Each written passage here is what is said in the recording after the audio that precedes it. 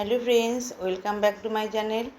আজ রান্না করছি হচ্ছে এই যে দেখো এই মাছগুলো। তো এখানে সব একটু মিশানো মিশানো আছে।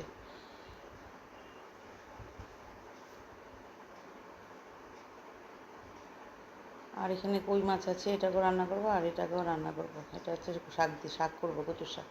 তো এখন দেখো মাছগুলোকে ভেজে নিচ্ছি। আর এখানে মাছ ভেজে উঠিয়ে নিয়ে এখন আলু আর পটল দিয়ে রান্না করবো। তো আলু আর পটলটাকে একটু ভেজে নিচ্ছি।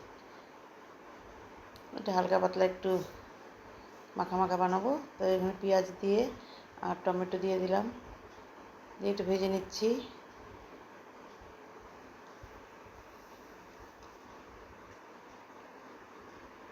এখন এখানে আদা কাঁচা লঙ্কা পেস্টটা দিয়ে দিলাম,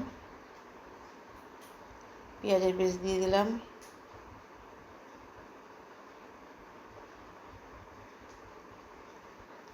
আর এখানে একটু জিরা ভেজে রেখেছি। আগে মনে ছিল না, তো তেল দিয়ে ভাজা হয়ে গেছে। এখন এখানে লবণ হলুদ দিয়ে দিলাম,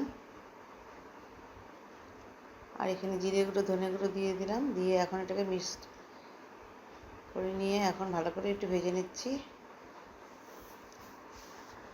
তো এর মধ্যে একটু জল দিব, সামান্য একটু জল দিয়ে আবার একটুখানি মিশিয়ে নিয়ে একটু ভালো করে কষিয়ে নিয়ে এখন এর মধ্যে আলু পটলটাকে দিয়ে দিলাম। আলু পটলটাকে দিয়ে নিয়ে আবার মিশিয়ে নেব ভালো করে। তো এখন এখানে গরম জল দিয়ে দিলাম। গরম জল দিয়ে এখন এর মধ্যে মাছগুলোকে দিয়ে দেবো।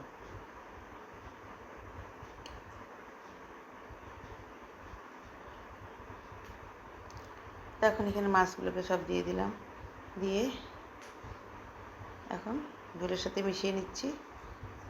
আর একটু ভালোভাবে শুকিয়ে গেলে তারপর আমি নামিয়ে নেব।